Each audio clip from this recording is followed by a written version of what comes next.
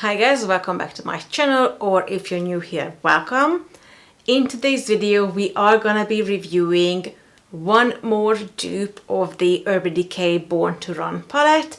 This is probably going to be the last installment in this series, simply because Urban Decay decided to discontinue this palette and I haven't been seeing any new dupes of this palette on the market, and after they deciding to discontinue it, I don't think I'm going to. So in today's video we are gonna be reviewing from Prism Makeup the palette called the Ultimate Gravity Interstellar. And as you can see in this palette, you have exactly the same colors.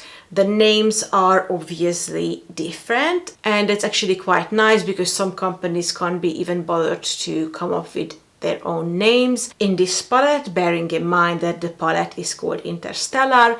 All of the names are space related, such as Mars, Neptune, Venus, Orb, Big Bang, Gravity, Black Hole, and I think that is an absolutely great idea. As you can see, I swatched these shades already and I created today's eye makeup look. One of them is using the original Urban Decay Born to Run palette, and the other one is using this Interstellar palette. You have the exact same number of shades in both palettes, obviously, and the exact same colors with the same finishes. In the original Urban Decay palette, you get 16.8 grams of product, whilst in the Interstellar palette, you've got 14 grams of product. The Urban Decay palette is made in the Dominican Republic, whilst the Interstellar palette is made in the People's Republic of China. They are both cruelty-free, and the Urban Decay palette has 24 months shelf life, which is quite good, whilst the Interstellar palette has 12 months shelf life. The biggest difference between the two eyeshadow palette is probably the price point. The Urban Decay palette's original price was £42,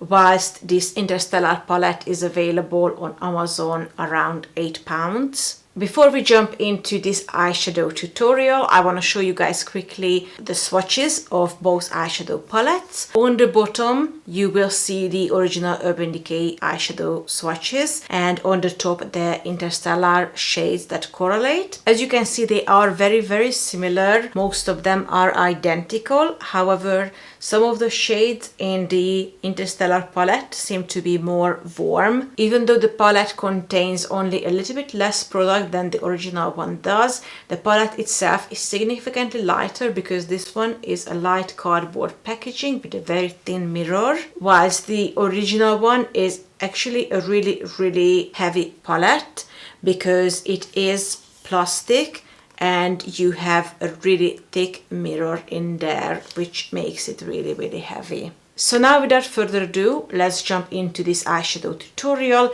I want to show you how I created this eye makeup look, and I will tell you what I think about this eyeshadow palette after we've finished creating it. Okay, so as always, we're gonna be using the more expensive palette on this side of the face, which is today the Urban Decay Born to Run palette. And we're gonna use the Prism Makeup Interstellar palette on this side of the face. To start slowly building up, I'm gonna start with the shade Vikander, which is just a little bit darker than my skin tone. And I'm just gonna start applying it to the crease. In the Interstellar palette, this shade is called Infinite. The shade looks very similar. I would say the shade Infinite is maybe a little bit more yellow based, less brown. Using the same brush, I'm gonna now jump into the shade Riff.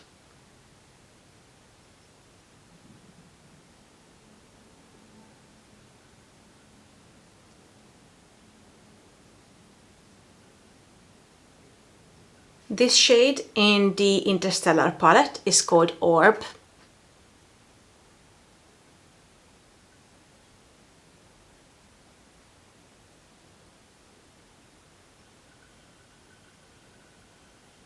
orbs seem to be again more yellow based, and I don't seem to be able to build it up. We're gonna take some of the shade Good As Gone and place it in the outer corner of the eye. You really want to take just a little bit of this shade to place it here, because this is not the only dark shade we're gonna use, so you don't want to add a lot because you don't want this to overtake the whole look. I would say this amount is completely enough, and we're not gonna blend it out for now. We're gonna blend them when the rest of the shades are applied as well. In the Interstellar palette, that shade is called Apastron. It seems quite promising. It looks very similar in the pan. Okay, once you try to apply it, it's not. Okay, so anyway, that's how the dark shade looks like so far. On this eye, it already appears like I blended, and I haven't. So that's that. But anyway, moving on, we're gonna take the shade Big Sky. As you can see, I didn't let it touch the shade we placed down previously, because we're gonna add a third shade in between those two, and I'm gonna take the shade Big Bang from the Interstellar palette. I feel like this shade is actually slightly darker than the original. Okay, so now let's apply the third shade I was talking about, and we're gonna use the shade Radio for that. And we're also gonna bring this down under the eye, just to the outer half of it. On the Interstellar side, this shade is called Gravity. And let's hope that Gravity is darker than the brown shade was, because that brown shade did not work out. Okay, so I'm already getting much more impact from this color. Okay, well, that actually really pulled the look together.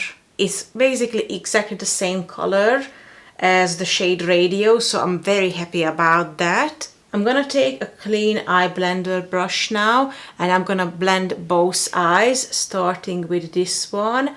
I'm not blending the whole thing, I'm just blending the top, because we don't want these harsh edges. I quickly cleaned it, and now I'm gonna blend the Interstellar side as well.